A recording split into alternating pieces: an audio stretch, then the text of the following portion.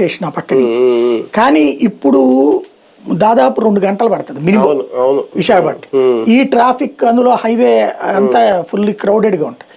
దాని మూలంగా పెద్ద తలనొప్పి. ఇప్పుడు అక్కడ ఫ్లైఓవర్లు పడాలి, రోడ్డు పడాలా, ఆల్టర్నేటివ్ రోడ్డు కావాలా.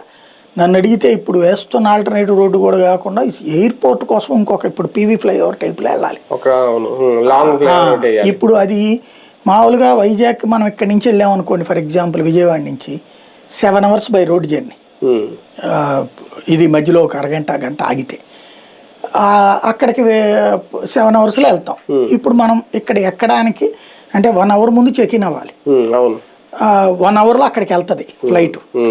దిగిన తర్వాత బయటికి రావడానికి ఒక అరగంట, 2.5 గంటలు అయిపోయింది. అక్కడి నుంచి ఊళ్ళో రావడానికి 3.5 గంటలు. ఏ గాజువాక అయితే కనుక 4 గంటలు, 4.5. అప్పుడు ఏడుపు అయితే ఏమైంది? అంతే కదా. ఈ అవుట్స్కట్స్ లో ఉన్నోళ్ళు బై రోడ్డు వెళ్ళటం బెటర్. ఈ లోపల వందే భారత్కి వెళ్ళిపోవచ్చు డైరెక్ట్. అది కాబట్టి అది జాగ్రత్తగా చూసుకోవాలి. అదన్నా వీళ్ళ హయాంలో ఈ 3 ఏళ్లలో ఆ ఆల్టర్నేటివ్ రోడ్డు కూడా పూర్తి చేశారనుకోండి, వీళ్ళకి శబాష్. కానీ ఒకటి సార్, స్టేట్ లో ఇది ఒక మేజర్ డెవలప్మెంట్.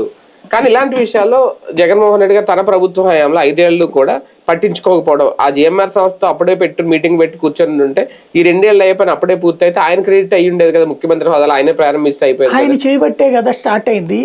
శంకుస్థాపన జరిగింది ఆయన టైంలోనే.